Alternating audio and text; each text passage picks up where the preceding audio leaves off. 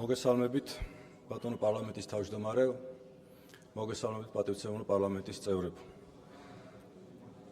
წარმოგიდგენთ 2025 წლის ადამიანის უფლებათა შესახებ ანგარიშს იმ გამოწვევებისა და პოზიტიური ცვლილებების შესახებ, რომელიც საანგარიშო წელს ჩვენ ავსახეთ ანგარიში, რომელიც გამოიგზავნა 31 მარტს. იმედია იცნობთ ამ ანგარიშს, რომელიც საკმაოდ მოცულობითია და ეხება პრაქტიკულად ყველა საკითხს, ყველა სფეროს, რომელიც მივაჩნია, რომ პრობლემური იყო 2025 წლის განმავლობაში. პირველ რიგში მოგაწვით ინფორმაციას საანგარიშო პერიოდში განხორციელებული საქმიანობის თაობაზე. 2025 წელს საჯარო და რიგ შემთხვევებში კერძო სუბიექტების მიერ მიღებული გადაწყვეტილებების ადამიანის უფლებების სტანდარტებთან შეუსაბამობის დადგენის მიზნით 2256 საქმის შესწავლა დავიწყეთ.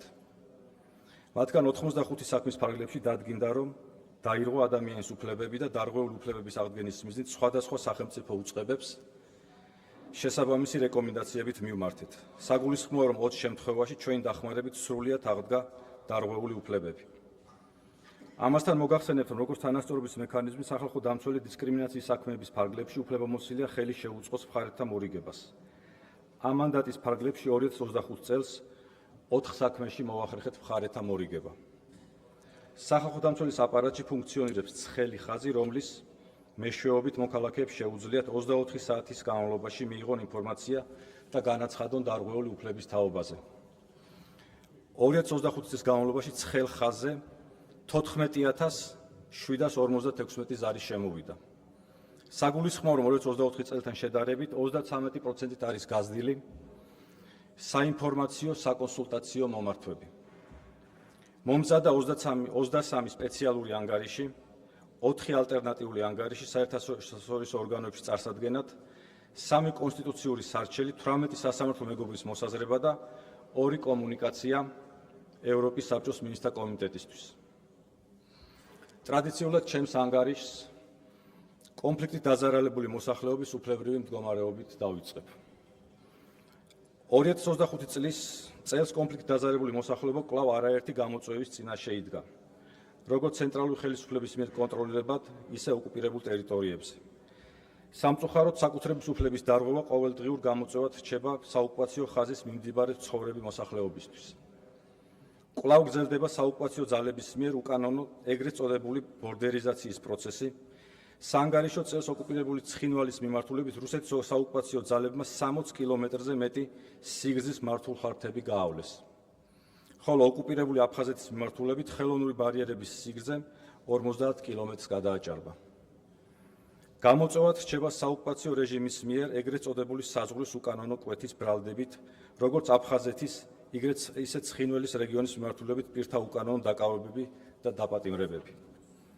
ოფიციალური მონაცემებით 2025 წელს საოკუპაციო ხაზზე ცხინვალის რეგიონის მიმართულებით 32 პირი, ხოლო ოკუპირებული აფხაზეთის მიმართულებით 40 პირი დააკავეს. 2025 წელს საქართველოს ოკუპირებულ ტერიტორიებზე უკანონო პატიმრობაში იმყოფებოდა 15 მოქალაქე. მათგან 11 ოკუპირებულ ცხინვალში და 4 ოკუპირებულ აფხაზეთში. აღნიშნული სტატისტიკა ცხადყოფს, რომ წინა წლებისგან განსხვავებით, როდესაც უკანონოდ დაკავებული პირების განთავისუფლება ძირითადად ადმინისტრაციული სამართალდარღვევის დადგენით და შესაბამისი ჯარიმის დაკისრებით შემოიფარგლებოდა, ბოლო პერიოდში გახშირდა გრძელვადიანი უკანონო პატიმრობების შემთხვევები. უმნიშვნელოვანეს გამოწვევად რჩება ოკუპირებულ ტერიტორიებზე მშობლიურ ენაზე განათლების ხელმისაწვდომობა. გალისა და ახალგორის ყველა სკოლაში დაწყებით კლასებში სრულიად აიკრძალა ქართულ ენაზე სწავლება და მშობლიური ენა უცხო ენისა და ლიტერატურის საგნად გადაკეთდა, რის გამოც წლიდან წლამდე იკლებს მოსწავლეების რაოდენობა. გალის სკოლებში 2025 წლის იანვრის მდგომარეობით 3169 მოსწავლე ირიცხებოდა. განსხვავებით შარშადელ წელთან, სადაც მოსწავლეების რაოდენობა 3348 იყო. რაც შეეხება ახალგორის სკოლებში 2025 წლის მონაცემებით ჯამურად 38 მოსწავლე ირიცხება, განსხვავებით 2024 წლისგან, როდესაც სკოლაში 50 მოსწავლე ირიცხებოდა. საქართველოს ოკუპირებულ ტერიტორიებზე გაუმართავი სამედიცინო სერვისები და ინფრასტრუქტურა, მედპერსონალის კვალიფიკაცია, ასევე პაციენტთან გართულებული გადაადგილება, ეგრეთ წოდებული გამშვებ პუნქტზე კვლავ გამოწვევად რჩება. ამ გარემოებების გათვალისწინებით ოკუპირებულ ტერიტორიებზე მცხოვრები მოსახლეობის უმეტესობა სამედიცინო დახმარების მიღებას ოკუპირებული ტერიტორიების მიღმა ცდილობს. შექმნილი ვითარების გათვალისწინებით ოკუპირებულ ტერიტორიებზე მცხოვრები ადამიანებისთვის სასიცოცხლოდ მნიშვნელოვანია საქართველოს კონტროლირებულ ტერიტორიაზე მოქმედი რეფერალური მომსახურების პროგრამა. 2025 წლის განმავლობაში საქართველოს კონტროლირებულ ტერიტორიაზე მოქმედი რეფერალური მომსახურების პროგრამის ფარგლებში ოკუპირებული ტერიტორიებიდან 1406 პაციენტი დაფინანსდა. 1131 პირი აფხაზეთიდან, 260 ადამიანი ცხინვალიდან. სამოქალაქო და პოლიტიკური უფლებების მიმართულებით საანგარიშო წელი გამოირჩეოდა კანონმდებლობის გამკაცრების და ახალი რეგულაციების სიმრავლით. მათ შორის დამატებით შეზღუდვების დაწესდა შეკრების გამართვის ადგილთან და ფორმასთან დაკავშირებით. ამასთან უფლების საკანონმდებლო დაცვის გარანტიების შესუსტებას თან სდევდა არაპროპორციული სახდელების დაწესება შეკრების თავისუფლებით სარგებლობასთან დაკავშირებულ სამართალდარღვევისთვის. ამ თვალსაზრისით განსაკუთრებით შემაშფოთებელია შეკრების მონაწილეთა ცალკეული მშვიდობიანი ქმედებებისთვის უალტერნატივოდ დაქვემდებარება ადმინისტრაციული პატიმრობისთვის, ისევე როგორც მათი განმეორებითი ჩადენისთვის სისხლის სამართლებრივი პასუხისმგებლობის დაკისრება. საყურადღებოა ისიც, რომ შეკრების ჩატარების შესახებ წინასწარი გაფრთხილების ვალდებულება გავრცელდა იმ შემთხვევებზეც, როდესაც შეკრება ხალხის სავალ ნაწილს ან ხალხის მოძრაობას აფერხებს. ხოლო საქართველოს შინაგან საქმეთა სამინისტროს მიენიჭა სავალდებულო მითითების გაცემის უფლებამოსილება, რაც ქმნის ნებართვითი სისტემის დანერგვის რისკს. შეკრების თავისუფლების მზღუდავი რიგი საკანონმდებლო ნორმები საკონსტიტუციო სასამართლოში გავასაჩივრე. აღსანიშნავია, რომ საანგარიშო პერიოდში შეკრების თავისუფლების მზღუდავის საკანონმდებლო ცვლილებები პრაქტიკაში აქტიურად გამოიყენებოდა, რაც ადმინისტრაციული სამართალდარღვევათა კოდექსის 174 პრიმა მუხლის საფუძველზე გამოვლენილი სამართალდარღვევების ფაქტების განსაკუთრებული სიმრავლით დასტურდება. 2024 წლის 1 ნოემბრიდან 2025 წლის 31 ოქტომბრის ჩათვლით აღნიშნული მუხლით გათვალისწინებული სამართალდარღვევის 8200 შემთხვევა ჰქონდა იდენტიფიცირებული. 2025 წლის ერთ-ერთ ყველაზე მწვავე პრობლემად გამოიკვეთა საჯარო მოხელეთა თანადოებიდან განთავისუფლების ფაქტები, რაც სავარაუდოდ მათ მიერ საჯაროდ გამოხატულ პოლიტიკურ და სამოქალაქო პოზიციებს უკავშირდება. გამოხატვის თავისუფლება ვრცელდება სამუშაო ადგილზე, ხოლო ნებისმიერი საკადრო გადაწყვეტილება უნდა მიესადაგებოდეს ამ უფლების დაცვის კონსტიტუციურ გარანტიებს და არ უნდა ატარებდეს თვითნებურ ხასიათს.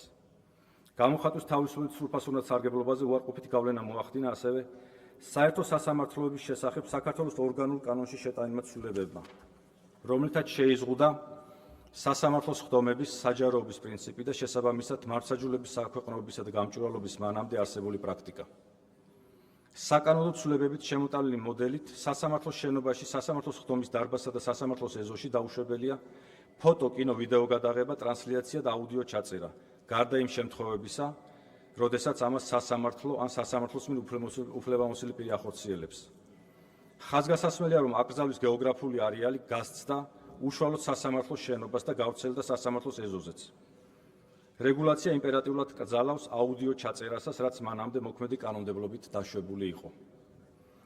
მოცემულ შემთხვევაში კომპენსაციის მექანიზმად შეიძლება მივიჩნიოთ სასამართლოსთვის დაკისრებული პირდაპირ ინსტიტუციური ვალდებულება თავად უზრუნველყოს პროცესის სრული აუდიო-ვიდეო ჩაწერა და მოთხოვნისთანავე გახადოს იგი ხელმისაწვდომი მხარეებისთვის. 2025 წელსაც აქტიურად ვახორციელებდით საპროცესო აქციების მონიტორინგს და უფლებადარღვევებზე რეაგირებას. ანგარიშის წარმოდგენის დროისთვის სახალხო დამცველის წარმომადგენლებს მონახულებული ჰყავდათ აქციაზე დაკავებული ჯამში 573 პირი, რომელთაგან სავარაუდო არასადოდო მოპყრობაზე მიუთითებდა 302, დაკავებული დაზიანებები აღენიშნებოდა 194 პირს. მონახულებულ დაკავებულთაგან 59 იყო ქალი, ხოლო 2 არასრულწლოვანი. 2025 წლის 1 მარტამდე მდგომარეობით საპროცესო აქციების მონიტორინგისას გამოვლენილი უფლებადარღვევების თაობაზე დეტალური ინფორმაცია ასახულია ჩემს 2024 წლის საპარლამენტო ანგარიში. 2025 წლის 1 მარტიდან 2026 წლის 20 თებერვლის ჩათვლის პერიოდში დროებით მოთავსების იზოლატორებში პენიტენციურ დაწესებულებში მოვინახულეთ მიმდინარე საპროტესტო აქციებზე დაკავებული 131 პირი, რომელთაგან პოლიციის თანამშრომლების მხრიდან სავარაუდოდ არასადავდო მოპყრობაზე მიუთითებდა 35. დაზიანებები აღენიშნებოდა 17 დაკავებულს. სავარაუდო არასადავდო მოპყრობის საკითხის შესწავლის მოთხოვნით მოგმართა 27 დაკავებულმა შესაბამისად აღნიშნულ თაობაზე რეაგირების მიზნით მიმართეთ საგამოძიებო უწყებებს. უნდა აღინიშნოს, რომ 2025 წელს მიმდინარე საპროტესტო აქციებზე 2024 წელთან შედარებით აქტივისტთა რაოდენობებისა და აქციის მონაწილეთა მიმართ სავარაუდო არასათანადო მოპყრობის ფაქტების რაოდენობა შემცირებულია, რაც მნიშვნელოვნად არის დაკავშირებული აქციების მასშტაბურობის შემცირებასთან. ამის მიუხედავად არაერთი დაკავებული პირი მიუთითებდა მის მიმართ არასათანადო, მათ შორის დამამცირებელი მოპყრობის ფაქტზე.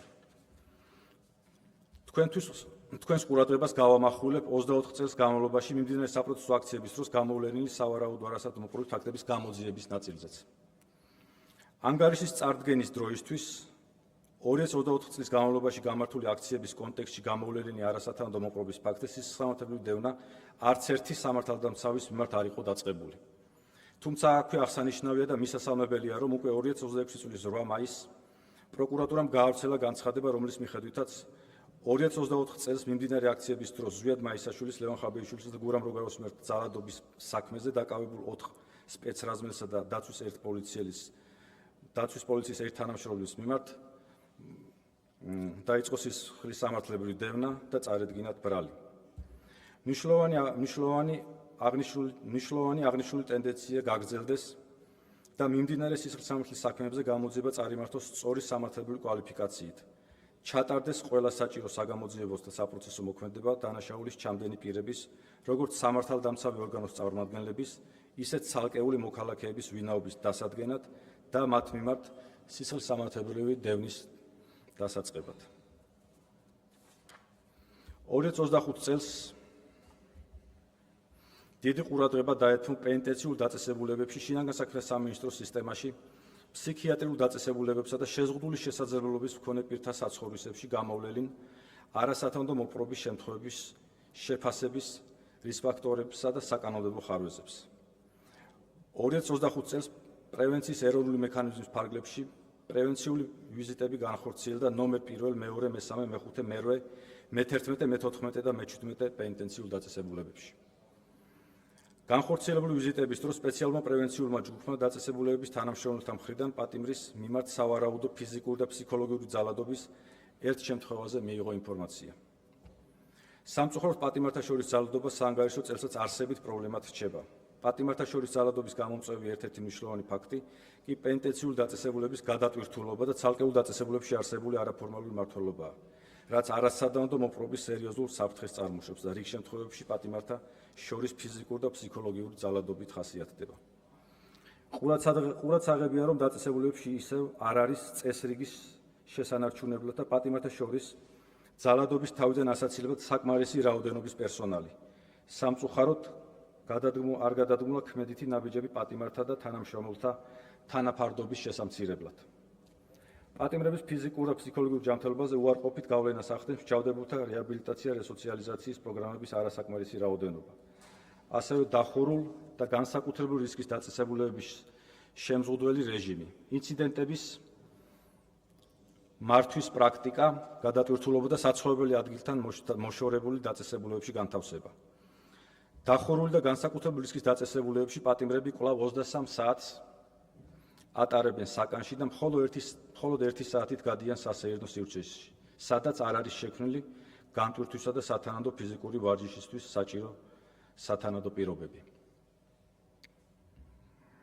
დეესკალაციის ოთახისა და სამარტოო საკანში მოთავსება კვლავ ხშირად და ხანგრძლივ ვადით გამოიყენება, მათ შორის ფსიქიკური ჯანმრთელობის პრობლემების მქონე პაციენტების მიმართ. დანანებით უნდა აღინიშნოს, რომ საანგარიშო წელს სახალხო დამცველის სპეციალურმა პრევენციულმა ჯგუფმა კვლავ მიიღო ინფორმაცია პატიმრების, მათ შორის არასრულწლოვნების, პირველადი შესახლების დროს სრული გაშიშვლების და ბუქნების გაკეთების მოთხოვნის პრაქტიკის შესახებ. მოგეხსენებათ, ამგვარი პრაქტიკა არა მხოლოდ ეწინააღმდეგება დაწესებულების დებულებას, არამედ დამამცირებელ მოპყრობას წარმოადგენს. საანგარიშო წლის განმავლობაში პატიმრები კვლავ აქტიურად მოგმართავდნენ გაჭიანურებულ არასაკმარისი სამედიცინო მომსახურების მიღების შესახებ განცხადებებით. აღსანიშნავია, რომ არაერთ შემთხვევაში სახალხო დამცველის აპარატში დასაქმებული ექიმის შეფასებების საფუძველზე იუსტიციის სამინისტრს პატიმრებისთვის დამატებითი მისაწვდომი სამედიცინო მომსახურების შესახებ რეკომენდაციით მივმართეთ. მისასალმებელია, რომ საანგარიშო წელს გაცემული 5 რეკომენდაციიდან 4 სამინისტრომ გაიზიარა. პენტენციური სისტემის ერთ-ერთ მთავარ გამოწვევად კვლავ პატიმართა ფსიქიკური ჯანმრთელობის დაცვა რჩება. ფსიქიატრული დახმარება არ ატარებს ბიოფსიქოსოციალურ ხასიათს, სამწუხაროდ არ მიმდინარეობს მულტიდისციპლინარული მუშაობა და მკურნალობა მხოლოდ ფარმაკოთერაპიის შემოიფარგლება. არ ტარდება ფსიქიკური ჯანმრთელობის პერიოდული სკრინინგი და ფსიქიატრებთან რეფერირება უმეტესწილად მწვავე და მკაფიოდ გამოხატული სიმპტომების შემთხვევებში ხდება. ყურადღებას გავამახვილებ პატიმართა კვებით მიმართულებით არსებულ მდგომარეობაზეც.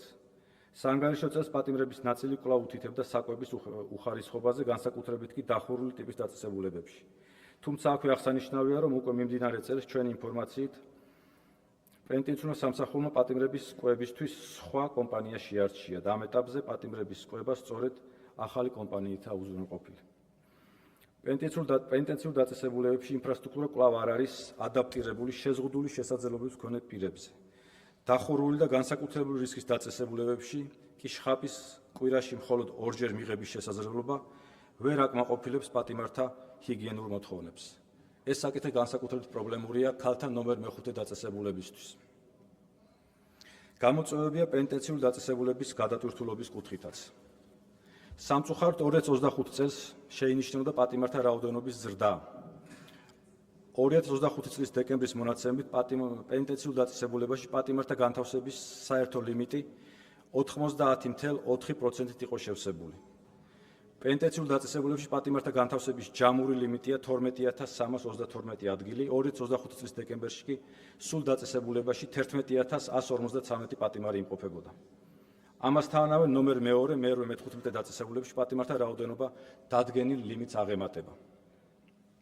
რაც შეეხება შინაგან საქმეთა სამინისტროს, 2025 წელს ვიზიტები განვახორციელეთ თბილისში, კახეთის, სამცხე-ჯავახეთის, იმერეთისა და აჭარის რეგიონებში არსებულ პოლიციის ტერიტორიული ორგანოებისა და დროებითი მოთავსების იზოლატორებში. საანგარიშო წელს დროებითი მოთავსების იზოლატორებსა და პენტენციურ დაწესებულებებში განხორციელებული მონიტორინგის ვიზიტების დროს დაკავებულებთან, ბრალდებულებთან და მსჯავრდებულებთან გასაუბრების შედეგად მივიღეთ ინფორმაცია რამდენიმე შემთხვევაში პოლიციელების მიერ პირის მათ შორის არასრულწლოვანის დაკავებისას ძალის გადამეტების ან დაკავების შედეგ ჩადენილი ფსიქოლოგიური და ფიზიკური ძალადობის სავარაუდო ფაქტების შესახებ. კერძოდ როგორც დაკავებისას, ასევე დაკავების შემდეგ პოლიციის მანქანასა და ადმინისტრაციულ შენობებში მყოფ დაკავებულ პირებს პოლიციის თანამშრომლები აყენებდნენ სიტყვის შეურაცხყოფას და ფიზიკურად ძალადობდნენ მათზე, რის შედეგადაც დაკავებული პირები ზოგჯერ სხეულის დაზიანებებსაც იღებდნენ. გამოკითხული პირების უმრავლესობა ასევე უთითებდა პოლიციის მხრიდან არაეთიკურ საუბარზე. საანგარიშო წელსაც პრობლემური იყო უფლებების შესახებ დაკავებული პირების ინფორმირება. მიღებული ინფორმაციით უმეტეს შემთხვევებში დაკავებისას და გამოკითხვის წინ ან საერთოდ არ უმარტავდნენ უფლებებს, ან მხოლოდ ნაწილობრივ აწვდიან ინფორმაციას.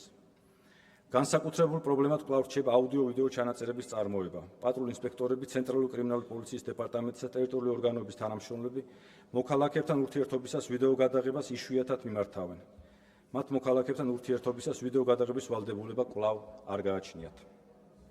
არ არსებობს პოლიციის ავტომანქანაში დაკავებულის ყოფნის ვიდეო გადაღების, ასევე გამოკითხვის პროცესის აუდიო-ვიდეო ჩაწერის ვალდებულება. პატრულ ინსპექტორის გარდა არც ერთ შემთხვევაში არ არის გაწერილი ვიდეომასალის შენახვის წესი და ვადები. გარდა ამისა, წინა წლებთან შედარებით არსებითად არ შეცვლა პოლიციის სამმართველოებსა და დეპარტამენტებში შიდა და გარე პერიმეტრზე განთავსებული კამერების რაოდენობა. გარდა ამისა, მოგახსენებთ, რომ 2025 წელს ადმინისტრაციული პატიმრობის მაქსიმალური ვადა 60 დღემდე გაიზარდა. შესაბამისად, მნიშვნელოვანია იზოლატორებში მოთავსებული ყველა პირი განსაკუთრებით ხანგრძლივი ვადით უზრუნველყოფილი იყოს შესაბამისი პირობებით.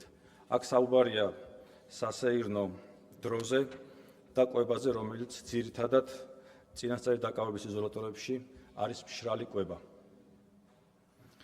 2025 წელს პრევენციული ვიზიტები განვახორციელეთ შპს ნარკომანიის პრევენციისა და ფსიქიკური ჯანმრთელობის ცენტრის ფსიქიატრიულ სტაციონარში, შპს ღიაგულის საუნივერსიტეტო ჰოსპიტალის ფსიქიატრიული სტაციონარში, ბავშვთა და დასრულთა განყოფილებებში, რუსთავის ფსიქიატრიული ჯანმრთელობის ცენტრის სტაციონარულ განყოფილებაში.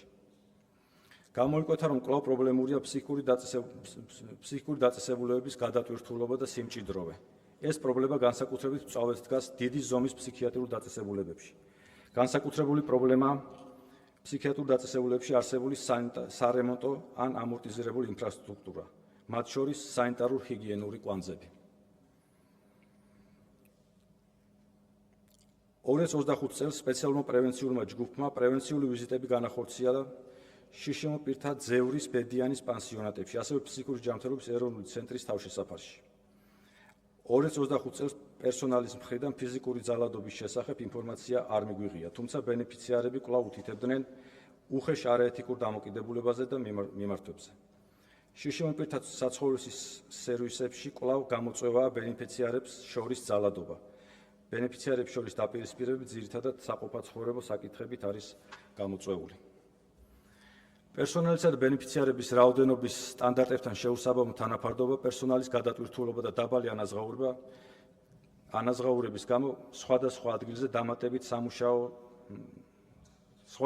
დამატებითი მუშაობას იწვევს, რაც იწვევს მათ პროფესიულ გადაწვას. ამასთანავე სათანადო სწავლების არარსებობა უარყოფით დაისახება ბენეფიციართა საჭიროების დაკმაყოფილებაზე და წარმოშობს დამატებით რისკებს.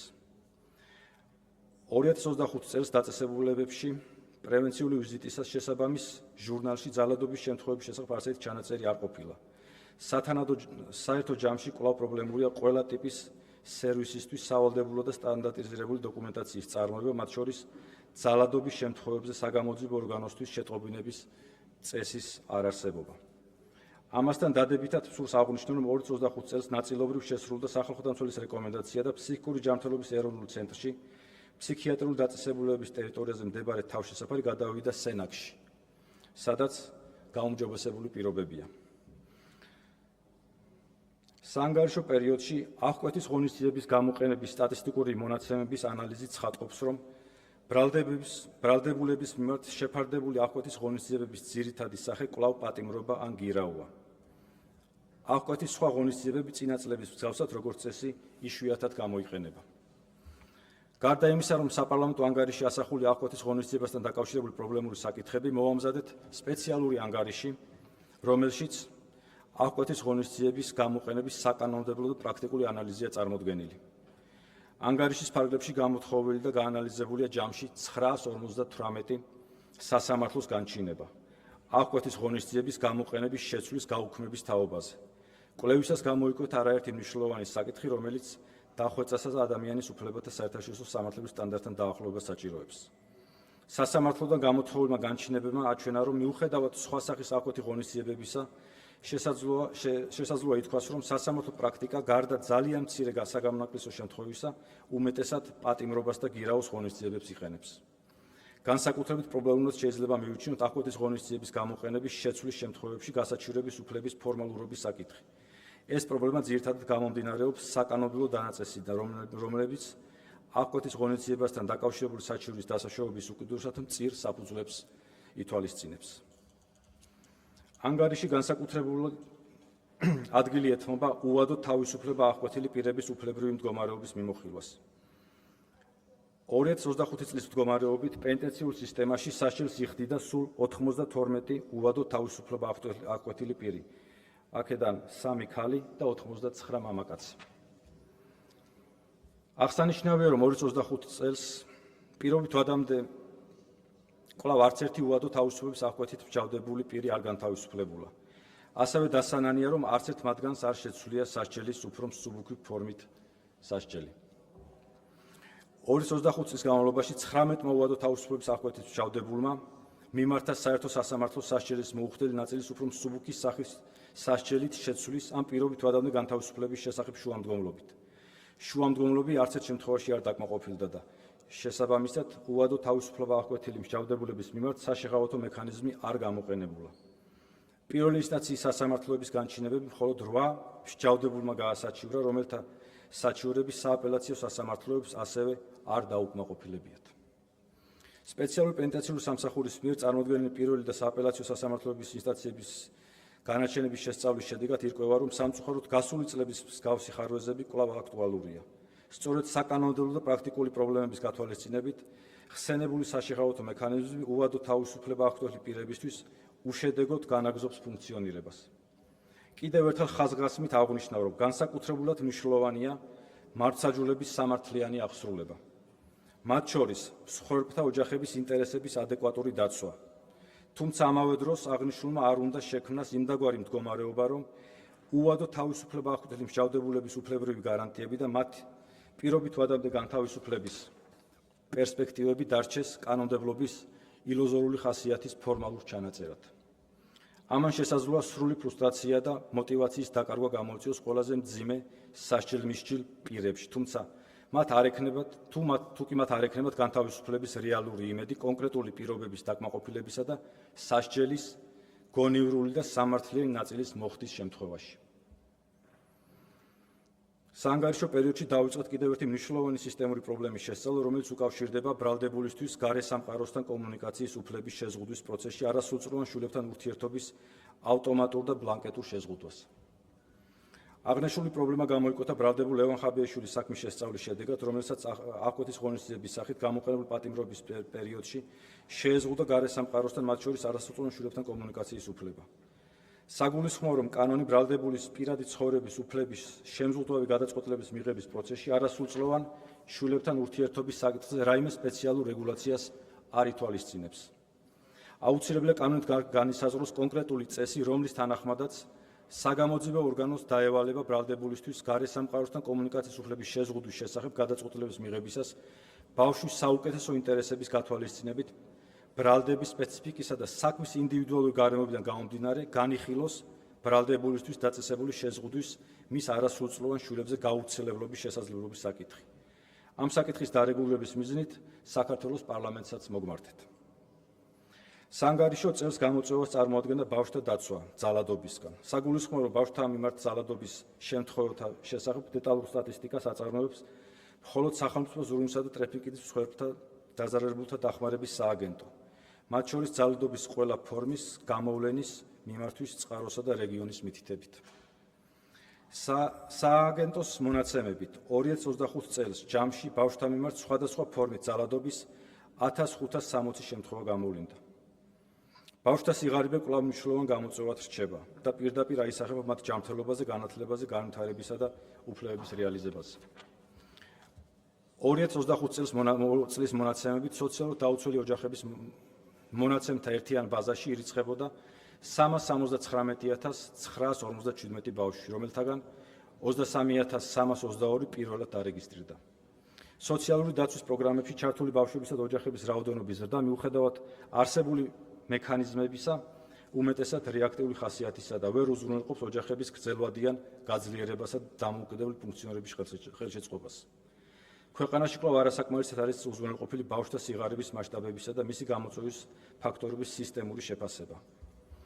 ზოგადი განათლების სფეროში კვლავ პრობლემურია სკოლების ნაწილის ინფრასტრუქტურული მდგომარეობა და მრავალწლიანი სწავლების პრაქტიკა, რაც უარყოფითად აისახება ბავშვების კლასგარეშე და არაფორმალურ აქტივობებში ჩართულობაზე. 297 საჯარო სკოლაში სასწავლო პროცესი 2 ან მეტ ცვლაში, მათ შორის 22 სკოლის შემთხვევაში 3 ცვლაში მიმდინარეობს, რაც უმეტესად მოსწავლეთა დიდი კონტინგენტით არის განპირობებული. მითითებული 22 სკოლიდან 16 შემთხვევაში 3 ცვლაში სწავლის მიზეზი სწორედ მოსწავლეთა რაოდენობა, ხოლო 6 სკოლის შემთხვევაში სარეაბილიტაციო სამშენებლო სამუშაოები და სწავლის ალტერნატიულ სივრცეში წარმართვა. საყურადღებო, რომ ცვლების რაოდენობა განსაკუთრებით კი სამცვლიანი რეჟიმი უარყოფითად აისახება ბავშვის კლასგარეშე და არაფორმული აქტივობის ჩართვისა და მათი განვითარების შესაძლებლობებზე. ზოგადი განათლების უწყვეტობის კუთხით კვლავ იკვეთება პრობლემური ტენდენციები. მართალია წინა წლებთან შედარებით მნიშვნელოვნად შემცირებულია რაოდენობით მაჩვენებელი, მიუხედავად ამისა 2025 წელს 7248 მოსწავლეს შეუჩერდა მოსწავლის სტატუსი, ხოლო 1366 იგი შეუწყდა. ოფიციალური სტატისტიკის თანახმად სტატუსის შეჩერება და შეწყვეტა უმრავლეს შემთხვევებში კვლავ ოჯახთან ერთად საზღვარგარეთ გამგზავრებას, მშობლის კანონური წარმომადგენლის მოსწავლის განცხადებას, 45 სასწავლო დღის განმავლობაში მოსწავლის გამოუცხადებლობის და კოლეჯში სწავლის გაგრძელების საფუძვლით ხდება.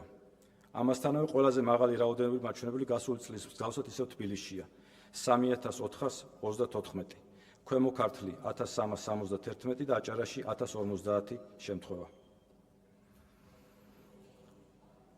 2025 წელსაც გამოვლინდა 12 ქალის მკვლელობის და 21 ქალის მკვლელობის მცდელობის ფაქტი, რომელთა მნიშვნელოვანი ნაწილი ოჯახის წევრების მიერ იყო ჩადენილი.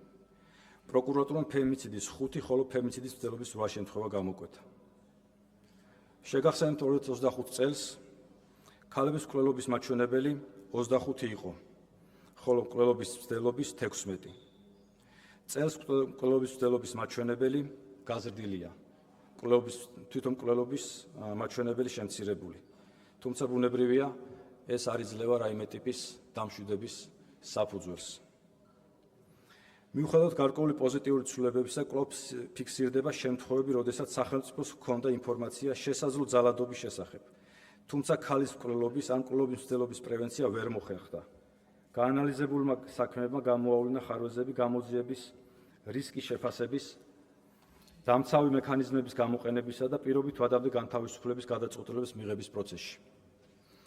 ჩვენი მრავალწლიანი დაკვირვება აჩვენებს, რომ ფემიციდი დაკავშირებულია ქალთა მიმართ დისკრიმინაციულ და სტერეოტიპულ შეხედულებებთან, ასევე სოციალურ და ეკონომიკურ უთანასწორობასთან. შესაბამისად, ფემიციდის პრევენციის საჭიროებს არა მხოლოდ სისხლისამართლებლურ რეაგირებას, არამედ პრევენციული მექანიზმების განათლების და სოციალური მხარდაჭერის სისტემების გაძლიერებას. მნიშვნელოვანი დრო და ძალისხმევა დაუთმეთ, რა თქმა უნდა, შეზღუდული შესაძლო პირთა უფლებრივი მდგომარეობის შესწავლას. დადებითად უნდა შეფასდეს სოციალური რეაბილიტაციისა და ბავშვებზე ზრუნვის სახელმწიფო პროგრამის ბიუჯეტის ზრდა. თუმცა სისტემურ გამოწვევად რჩება შიშიმ პირებისთვის აუცილებელი სერვისების ხელმისაწვდომობა.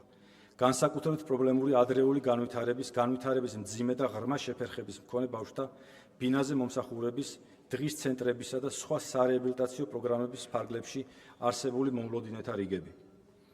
მომსახურებების გეოგრაფიული დაფარო არათანაბარია.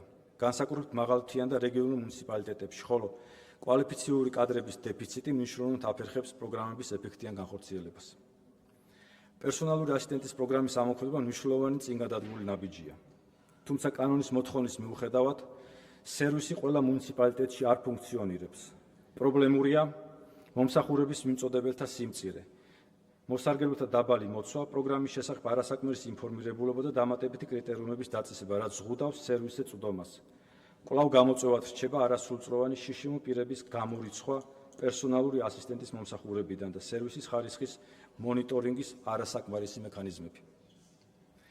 მიუხედავად ინდივიდუალური საჭიროებით გათვალისწინების შესახებ საკანონმდებლო ჩანაწერისა, საყოველთაოდ ჯანდაცვის პროგრამა სრულად ვერ ფარავს შიშიმ პირთა რეალურ საჭიროებებს. პროგრამა ძირითადად ორიენტირებულია მოკლევადიან მომსახურებას და ვერ უზრუნველყოფს გრძელვადიანი პრევენციული და კომპლექსური საჭიროებების დაკმაყოფილებას. ფინანსური ბარიერები, თანაგადახდის მექანიზმები და დაფინანსების განსხვავებული კრიტერიუმები ხშირად ზღუდავს მომსახურებაზე რეალურ წვდომას. კვლავ პრობლემურია სამედიცინო დაწესებულებების ფიზიკური მისაწვდომობა, ადაპტირებული სამედიცინო ინვენტარის ნაკლებობა, ინფორმაციის მრავალფორმატიანი მიწოდების პრაქტიკის არარსებობა და ციფრული სერვისების მიუწვდომლობა. გამოწვევად რჩება სამედიცინო პერსონალის კვალიფიკაცია, გონივრული მისადაგების პრინციპის პრაქტიკაში დანერგვა, სტიგმისა და სტერეოტიპების გავლენა. 2025 წელს ასევე მნიშვნელოვანი დრო დაუთმეთ ხანდაზმულთა უფლებების შესწავლას და ამისთვის სპეციალური ანგარიშიც მოვამზადეთ. სამწუხაროდ კვლავ მოუგვარებელია კერძო დაფინანსების ფარგლებში მოქმედი ხანდაზმულთა ხანგრძლივი ზრუნვის დაწესებულებების აღრიცხვისა და ზედამხედველობის საკითხი, რის შედეგადაც სახელმწიფო არ ფლობს ინფორმაციას იმ დაწესებულებების საქმიანობის და იქ მცხოვრები ხანდაზმულებების ზრუნვის სერვისის ხარისხის შესახებ. წლებია ვახორციელებთ მონიტორინგს ხანდაზმულთა ხანგრძლივი მოვლის დაწესებულებებში. მონიტორინგი ჩატარდა 2025 წელსაც, მათ შორის კერძო დაფინანსებით მოქმედ დაწესებულებებში, რის საფუძველზეც, როგორც მოგახსენეთ, მომზადდა სპეციალური ანგარიშიც. მონიტორინგის შედეგად გამოიკვეთა პერსონალის კვალიფიკაციის ნაკლებობა, ინდივიდუალური ზრუნვის გეგმების ფორმალური ხასიათი, სოციალური აქტივობების ნაკლებობა და უკავშირის ეფექტიანი მექანიზმების არარსებობა. რიგ შემთხვევებში გამოვლინდა შიშზე დაფუძნებული დამოკიდებულებები პერსონალსა და ბენეფიციარებს შორის. ასევე გამოვლინდა, რომ დაწესებულების ზოგადი პრაქტიკა არ იყო მორგებული მწოლიარე და თვითმოვლის უნარის არ მქონე ბენეფიციარების საჭიროებაზე. აღსანიშნავია, რომ ზრუნვის პრაქტიკაში დომინირებს სამედიცინო მოდელზე დაფუძნებული მიდგომა, რაც ზღუდავს ხანდაზმულ პირთა ავტონომიასა და ზრუნვის პროცესში მათი აქტიური მონაწილეობის შესაძლებლობას, ასევე ზრდის სოციალური იზოლაციის რისკს. გამოწვევად რჩება ძალადობის შემთხვევების გამოვლენა. ასევე არსებული სტატისტიკური მონაცემები არ იძლევა ხანდაზმულთა მიმართ ძალადობის სრულფასოვანი ანალიზის შესაძლებლობას. არსებული მექანიზმები ძირითადად ინტეგრირებულია ოჯახში ძალადობის ზოგად სისტემაში და ვერ პასუხობს ხანდაზმულთა სპეციალურ საჭიროებებს. მიუხედავად იმისა, რომ რეაგირება მოიცავს სხვადასხვა სამართლებრივ ინსტრუმენტებს, ხოლო სერვისები ფორმალურად ხელმისაწვდომია, პრაქტიკაში მხარდაჭერა უმეტესად ინსტიტუციური ზრუნვაზეა დამოკიდებული და სრულფასოვნად მხოლოდ შესაბამისი დაწესებულებებში განთავსების შემდეგ აქტიურდება. ამასთანავე მოქმედი პროგრამები და კეისური სერვისები არ არის ადაპტირებული ძალადობის მსხვერპლთა ხანდაზმული პირების საჭიროებებზე. განსაკუთრებით კი თვითმომავლის უნარის არ მქონე და დემენციის მქონე ბენეფიციარებისთვის შესაბამისად იზრდება მედის სამუშაო დატვირთვა, რაც უარყოფითად აისახება როგორც მომსახურების ხარისხზე, ისე პერსონალის პროფესიულ რესურსზე.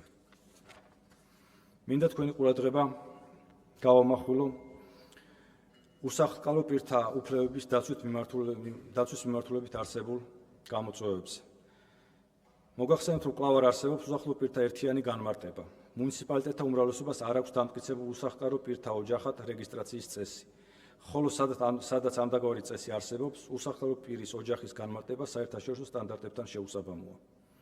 ასევე საანგარიშო წელს ჩატარებული მონიტორინგი სოციალურ საცხოვრისებში და მსგავსი ტიპის შენობებში ცხადყოფს, რომ არაერთ დაწესებულებაში უკიდურესად მძიმე მდგომარეობაა. მათ შორის ჯანმრთელობისა და სიცოცხლის საფრთხის შენობებში ადამიანების ხანგრძლივი ცხოვრება უწევთ, გამოიკვეთა სანიტარო-ჰიგიენური ნორმების სერიოზული დარღვევები, სანიტარული კვანძების გაუმართლობის პრობლემა, კლიმატური პირობებისგან დაუცველი საცხოვრებელი გარემო, საცხოვრებლის სივრცის სიმცირე და სხვა. აქ შევჩერდები და შეგახსენებთ, რომ გორის, საგარეჯოს, ქუთაისის და ოზურგეთის სოციალური საცხოვრისები ეს ის ობიექტებია, სადაც მდგომარეობა კრიტიკულად მძიმეა, განსაკუთრებით გორის და საგარეჯოს სოციალურ საცხოვრისებში. იქ ადამიანების ცხოვრება ღირსებისთვის აბსოლუტურად შეუსაბამო პირობების გათვალისწინებით უწევთ ამ ხალხს. განსაკუთრებით დასანანია, რომ განსაკუთრებით გორის სოციალურ საცხოვრისში არიან საკმაოდ ბევრი ბავშვები და მათ სწორედ ასეთ პირობებში უწევთ ცხოვრების გაგრძელება. ამაზე უკვე 3 წელია ვსაუბრობ ამ საკითხზე. პირველივე წელს რო გავხდი სახალხო დამცველი, ჩავედი გორში, მოვინახულე სოციალური საცხოვრისი და მის მიერვ ვცდილობ, რომ როგორც მთავრობის, ისე თქვენი ყურადღება მივაქციო ამ პრობლემას. კიდევ ერთხელ ვიმეორებ, რომ როგორც გორის, ისე საგარეჯოს, ისე ქუთაისის სოციალურ საცხოვრისებში ადამიანების ამ პირობებში ყოფნა აბსოლუტურად მიუღებელია. ეკომიგრანტთა უფლებრივ მდგომარეობასთან დაკავშირებით უნდა აღინიშნოს, რომ საცხოვრებლად უზრუნველყოფილი ოჯახების რაოდენობა გაიზარდა, თუმცა გეოლოგიური საფრთხის მასშტაბის ზრდის პარალელურად მიღწეული პროგრესი კვლავ არასაკმარისია და სახელმწიფოსგან მეტ ძალისხმევას საჭიროებს. ასევე კვლავ გაზრდილად დაზარალებული ოჯახების საცხოვრებლის შესასყიდად განსაზღვრული ფინანსური ლიმიტი, რაც საცხოვრებელი უძრავი ქონების ფასების ზრდის პირობებში აფერხებს ეკომიგრანტები ოჯახების დროული და ეფექტიანი განსახლების პროცესს. 2025 წლის ბოლოს მონაცემებით საქართველოში 300.492 იძულებით გადაადგილებული პირი და 97.280 დევნილი ოჯახია რეგისტრირებული. მათგან 45.160 ოჯახი ჯერ არ არის დაკმაყოფილებული გრძელვადიანი საცხოვრებლით. მნიშვნელოვანია, რომ საანგარიშო წელს გაიზარდა გრძელვადიანად განსახლებული ოჯახების რიცხვი და 4.636-ში ადგინა. ასევე სიცოცხლისა და ჯანმრთელობისთვის მომატებული საფრთხის შემცველი 6 შენობა გამოთავისუფლდა. თუმცა სახელმწიფოს მხრიდან გადადგმული ნაბიჯების მიუხედავად საბოლოო ჯამში წლიდან წლამდე მნიშვნელოვნად არ იცვლება საცხოვრებლით უზრუნველყოფილი ოჯახების რაოდენობა და დევნილთა მნიშვნელოვანი ნაწილი უკვე 30 წელზე მეტია ცხოვრობს დროებით არასტაბილურ და საცხოვრებლად უვარგის პირობებში. საანგარიშო წელს უცვლელი იყო დროებითი საცხოვრებლით უზრუნველყოფისთვის დადგენილი 300 ლარიანი ლიმიტი, რომლის გადახედვა ჯერ კიდევ 2024 წელს იგეგმებოდა. საანგარიშო წელსაც ენობრივი და ინფორმაციული ბარიერები კვლავ ის უმთავრესი საკითხებია, რომლებიც არაერთი მიმართულებით ავკოლებს ეროვნული უმცირესობების წარმომადგენლებს. ბილინგური განათლების განვითარება ეროვნული უმცირესობების სამოქალაქო ინტეგრაციის კვლავ ერთ-ერთი უმთავრესი მიმართულებაა. მიუხედავად გარკვეული გადადგმული ნაბიჯებისა და პროგრესისა, აუცილებელია ბილინგური განათლების პოლიტიკა უფრო თანმიმდევრული, თანაბრად გადანაწილებული და შედეგზე ორიენტირებული გახდეს. უმნიშვნელოვანესია მეტი პოპულარიზაცია გაეწიოს სახელმწიფო ენას, მის სწავლებას და იმ პროგრამას, რომელიც ნებისმიერი დაინტერესებული პირისთვის არის ხელმისაწვდომი და რომელსაც ჟვანია სახელობის სახელმწიფო ადმინისტრაციის სკოლა უზრუნველყოფს. ეროვნული უმცირესობების სრულყოფილი სამოქალაქო ინტეგრაციის მისაღწევად ასევე მნიშვნელოვანია მათი კულტურის დაცვა და პოპულარიზაცია. კვლავ პრობლემური ეროვნული უმცირესობებთან დაკავშირებული კულტურული მნიშვნელობის შენობა ნაგებობების მდგომარეობა, რომლებიც მრავალი წელია საჭიროებენ გამაგრებით და სარეაბილიტაციო სამუშაოებს, მათ შორის საგულისხმო აზერბაიჯანული დრამატული თეატრი, რომლის რეაბილიტაცია სამწუხაროდ არც 2025 წელს განხორციელებულა.